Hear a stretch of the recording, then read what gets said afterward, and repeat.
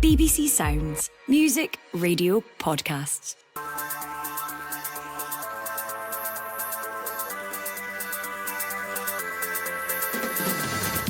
Hello, I'm Andy Burke and this is the Scottish Football Podcast. All the news, views and analysis you need on Tuesday the 27th of May. And we'll pour over the absolute drama in Dingwall last night. Teddy Yenge sends Livingston back to the top table at the first time of asking and relegates Ross County. Ross County's playoff luck finally runs out as Livy bounce back to the Premiership after just one season in the Championship. As Stuart Kettlewell is unveiled as the new boss at Kilmarnock, we ask if he's the right fit for the Rugby Park hot seat. I can safely say with the nucleus of squad that's here, it's a group that I'm really looking forward to working with, and as I say, the staff have been first class to this point, and it's exciting for me, and hopefully it's exciting for the football club. And Scotland's women's captain Rachel Corsie announces her retirement from playing. Is it the right time for her to call it a day? The Scottish Football Podcast from BBC Sports Scotland. Lots to get into this morning with Mark Atkinson of The Scotsman. Good morning, Mark. How are you getting on? Good morning, Andy. I'm very well. How are you? I'm very well, thank you. We must start with the drama in Dingwall. Livingston looked to be dead and buried at one stage, but what a comeback to seal the return to the top flight. Yeah, an incredible feat from Livingston to come back. I feared for them after the first leg, just given the momentum shift that went Ross County's way with that late penalty. And when you're 2-0 down in the first half against a Premiership team that knows how to get out of the playoff, you are thinking Livingston are probably dead and buried.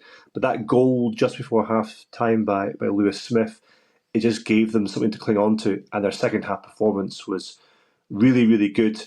And they thoroughly deserved their place back in the top flight. Yeah, I mean, I think it was a testament to the character of Davy Martindale's team. As you said, that blow at the end of the first leg, you're thinking, going up to Dingwall, you think you've got a lead in the bank to take up there, it gets snatched away. That in itself was a blow. But to rally from 2-0 down, I mean, they really had to dig deep and show a bit of spirit there, didn't they? Yeah, they did. But what this Livingston team has got is immense experience. David Martindale spoke about how he'd constructed a squad that knew how to deal with adversity, which knew how to dig deep when it had to. Livingston have had some difficult times this season anyway. You think missing out on the title the way they did with Falkirk, albeit everyone expected Falkirk to win that title. On the last day, they had a right good shot at it. So they've shown they can bounce back in the past. I like the squad that David Martindale has put together because it's got players like Danny Wilson, like Stevie May, like Ryan McGowan, who've been and done most things in Scottish football. They know the lie of the land. And they weren't spooked by what Ross County had done. And they also knew that Ross County are on a dreadful run of form. And even getting that goal back would just put a bit of doubt in Ross County.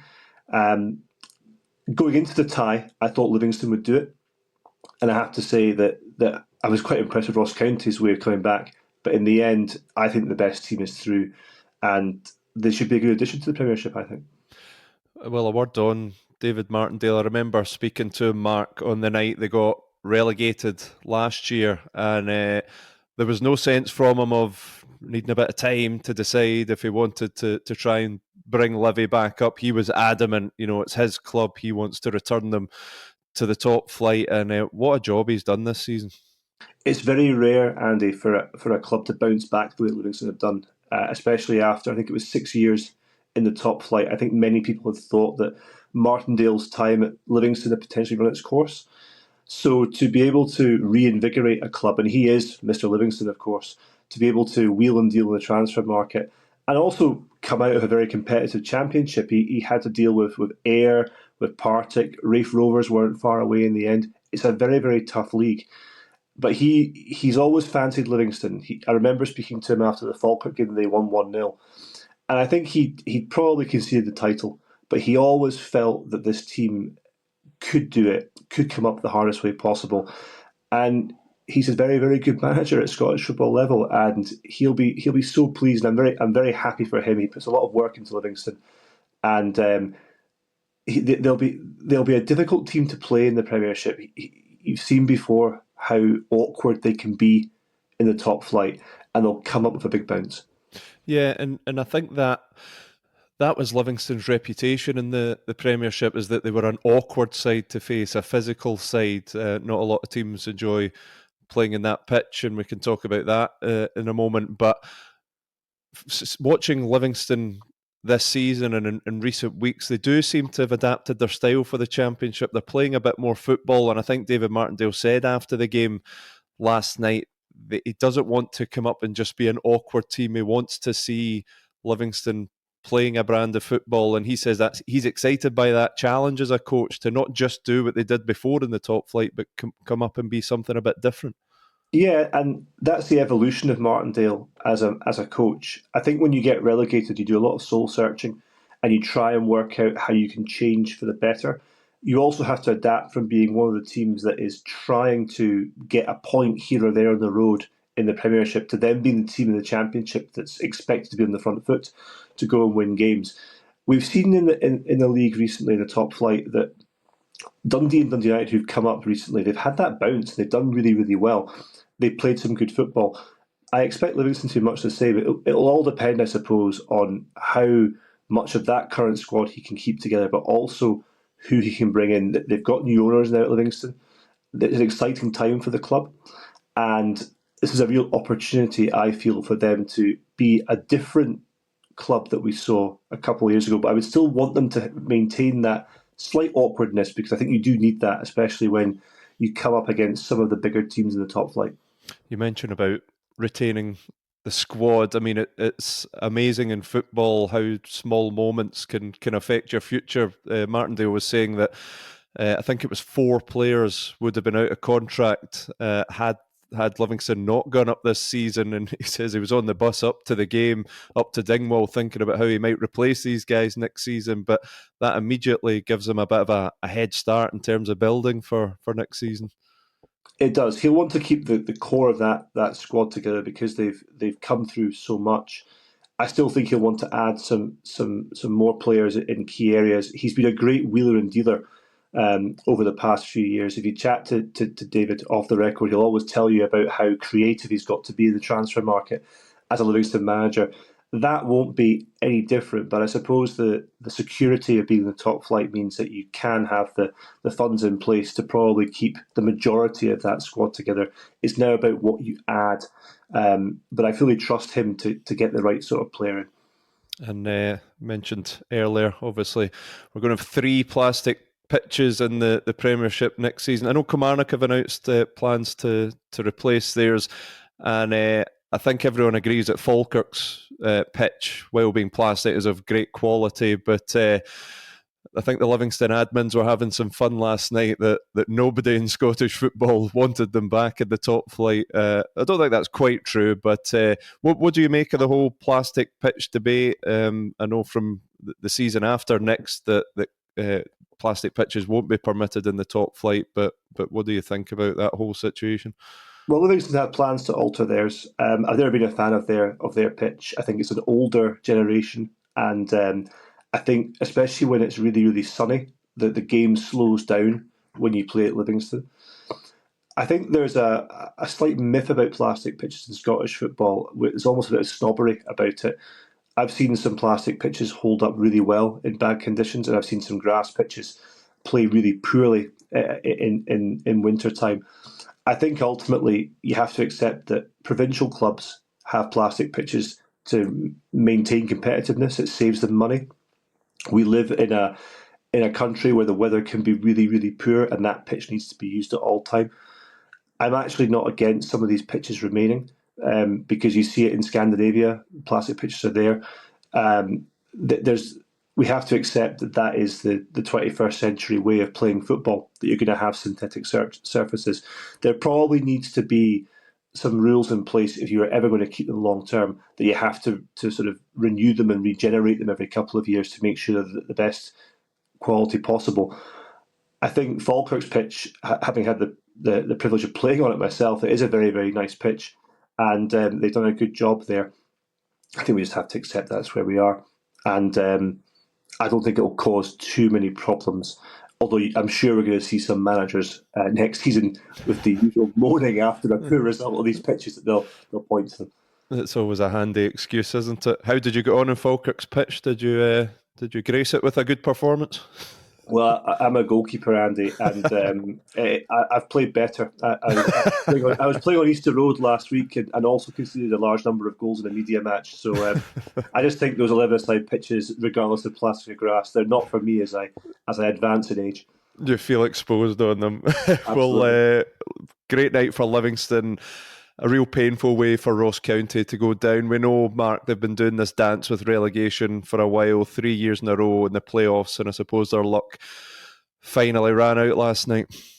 Yeah, you can't keep flirting with the playoffs and expect to avoid relegation every single time.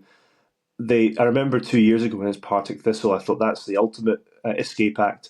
And I just don't think they've recruited well enough over the past 18 months. I feel for Don Cowie because he's so invested in Ross County. Him and Roy McGregor are very, very close. I think Roy McGregor's given him a lot of leeway towards the end of the season. Their run of form towards the end was dreadful. 7 straight defeats, then 2 draws. So they came into this playoff with no momentum to speak of. I think Livingston would have loved to have picked Ross County when they knew they were in the playoffs.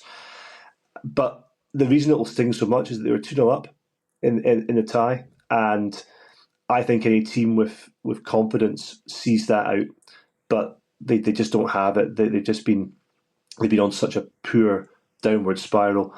Ronan Hale is clearly a good striker, and again he showed his prowess, and I expect him to be in demand now that Ross County have gone down. But you look at that squad, Andy. Do you think many players from there are going to be of interest to clubs back in the top flight? I'm not so sure. I think it's a squad that looked booked for a relegation battle quite early on this year, and it's now about what happens with Don Cowie next. Does Roy McGregor keep faith with him? I know he thinks so highly of him, but I thought Don Cowie spoke very well, but very emotionally after the match. And there'll be a big decision to be made in the Highlands, not just about whether Don Cowie is kept, but also do they throw some extra money behind it and try and get out of the league, because it'll be difficult. You've got St Johnstone, who've come down as well. You've got an ambitious Dunfermline team. You've got Rafe Rovers, who end the season very well. Partick Thistle have a new manager. It won't be easy, and be very difficult, I think, for Ross County to come back up unless they throw some serious clout behind it.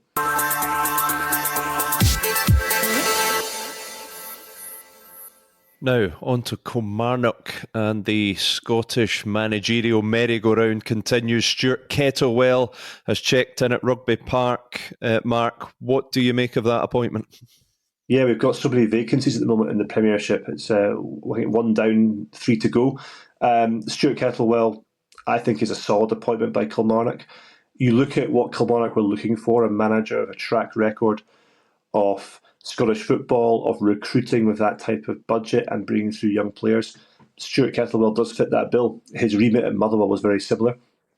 And you must remember that while Kettlewell's exit from Motherwell was quite acrimonious with the personal abuse he was getting from some section of the fan base, he'd by and large done a very good job. He'd ridden out some pretty fierce storms at Motherwell when they were on a poor run of form, and he's worked with some excellent talents such as Lennon Miller. When you look at what Kilmarnock have, guys like David Watson, they're quite a similar sort of club in terms of what they want to achieve and what they want to be. And Kettlewell's stock is still very, very high from what he's done, not just at Motherwell, but also at Ross County. So I think he looks like a safe appointment, a solid appointment, and I think he'll also be motivated, because how it ended at Motherwell will mean that he comes in really driven to be successful at Killie. Yeah, a safe appointment, I think, is a good description. And as you say, Stuart did a very good job at Motherwell, but fair to say not the most glamorous appointment. I'm definitely getting the sense from some Kilmarnock fans, quite a lot of Kilmarnock fans, that they're a wee bit underwhelmed that Stuart Kettlewell's come in. Yes, I think they are. I think part of that is possibly because his last job was Motherwell, and previously it was Ross County, and there's maybe a little bit of football snobbery, I suppose, towards some of those clubs, and you think, well, potentially we should be getting somebody with a bit more allure. But I think Kilmarnock, it's going to be a tough gig for whoever comes in at Kilmarnock. Derek McInnes, there for 3 seasons, brought them up from the Championship, and then got them into Europe. Had some excellent results in cups against teams like Celtic. So he's set a pretty high bar there, McInnes, and it's going to require a manager with quite a lot of character and also just quite a lot of know-how to keep Kilmarnock, I think, even competitive in the top 6 battle. This season's been a real struggle for Killie. They've had injury issues. They obviously took advantage of poor performances from Hibs and Aberdeen last season to actually get into the top 6 and then in the top 4. I think now there's going to be a real sense of just making sure that Kilmarnock can be safe, because I think it'll be a tough league for them. And that's why Kettlewell's been picked. You look at some of the names that were linked with Kilmarnock before Kettlewell took the job. You've got Stephen Naismith, you've got John Carver. Well, would they be any more glamorous than Kettlewell? Maybe a little bit, but I'm not sure massively.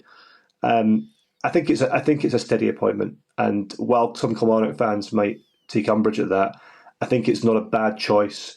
I think he'll do a really good job in the interim because he's in the beginning. Because he is so experienced. And I think when you get a manager that's come out of a really difficult period, when you do get them, they're going to be even hungrier for success than some others. He did his first media conference yesterday, Mark, Stuart Kettlewell, and you mentioned the acrimonious nature of his departure from Fir Park, some clashes with the fans, but he was keen to say that's not a problem, it's not in his thoughts. And I suppose, like any manager, you enjoy the support of the fans when it comes. When times get difficult, you do need to block it out. And I suppose you would imagine Stuart's maybe learned a bit from that experience at Motherwell as well. Definitely, he is only 40, so he's not a massively old manager, and he has got plenty of experience. But he will have learned an awful lot from Motherwell. Also, just how to deal with tough situations.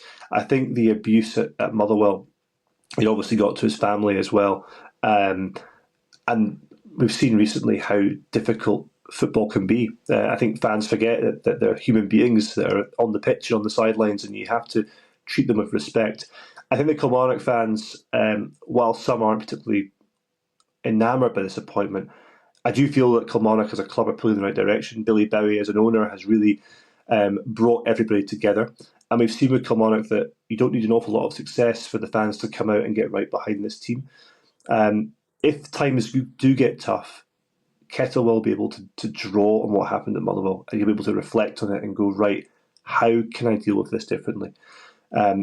I don't think he'll have any issues to begin with. I think Kilmarnock fans will get behind him. But we know from these clubs who do sometimes get difficult moments, he now at least has the muscle memory of dealing with it. You mentioned earlier, Mark, quite a few managerial vacancies at the moment. The Dundee job is, of course, up for grabs after Tony Docherty's sacking, which I think surprised many. But Charlie Adam, the former Dundee midfielder, the latest name in the running, is he someone you could see in that job? Sean Maloney, of course, seems to be a very strong contender as well. What do you think? Yeah, both of those candidates seem to fit what Dundee want to do. I think there was obviously disappointment at how this season went and how close they came to the relegation playoff, and also the number of goals they conceded under Tony Docherty. I think Dundee, they're looking for a slightly different type of coach. They want to sort of get their academy up and running as well, and they want to build a philosophy right through the club. I think that's why Sean Maloney is of such appeal. He obviously knows Gordon Strachan, who's among the hierarchy at Dundee as well, a sort of young, progressive coach, and Charlie would probably fit into that category as well.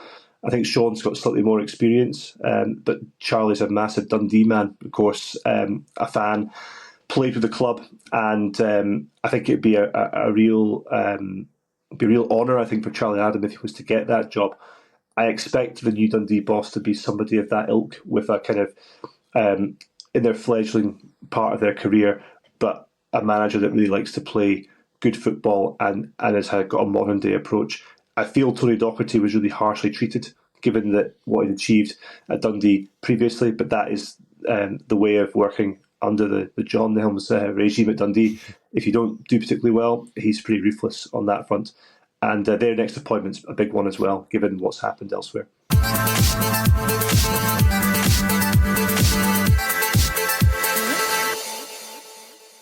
After a year-long struggle with injury, the Scotland captain Rachel Corsie has announced she's to retire from playing after the upcoming international double-header against Austria and the Netherlands. Mark, she's been such a stalwart and such a fixture of the Scotland team for so long, but do you think it's the right time for Rachel now to bow out?